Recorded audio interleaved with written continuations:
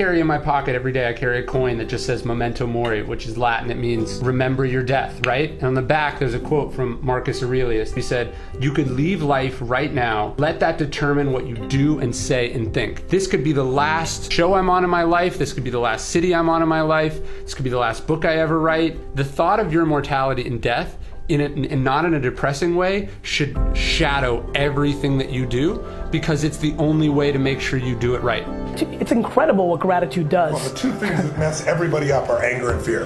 When you let them dominate you, you're in trouble. And you can't be angry and grateful simultaneously. It's the antidote. It's the only antidote that really works. I ended up moving out at 15, ended up homeless at 18. My dad was abusive, and so I decided I would just live in a cabin by myself. If I look back on my life, I knew that at 15 I should have been a statistic. If you want to end up somewhere, you have to know where you want to end up. Then you have to have a compass of knowing how to navigate. No, your 3 words, you're gonna die. Yeah. That should let you cut out bullshit. That should let you decide how you're gonna treat other people and let yourself be treated. And it should determine the quality of the work that you're gonna do. Like something bad happens, they hear something, they see something, and they're like, oh shit, I'm gonna live under the mindset of you're gonna die, like yeah? You do have a fatal diagnosis from a doctor. He just can't tell you if it's 6 months or 60 years. But you are definitely 100% going to die, and it could be tomorrow. So what are you gonna do with that information?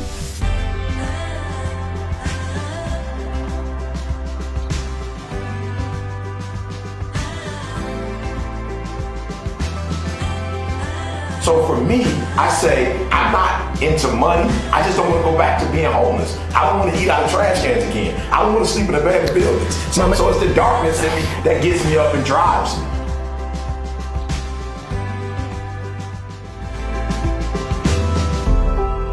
What does the market want you to do, whether that's your parents or society, versus what you want to do? I think focus is everything. Saying no is so hard, but the truth is, like, we're surrounded by leeches, bloodsuckers, and vampires. People that want to take, and they don't give back. Learning to say no to all those distractions is the only way to get anywhere. Because there's really only one thing in life, which is doing exactly what you're supposed to be doing, and that doesn't come from out here. I live this exact problem.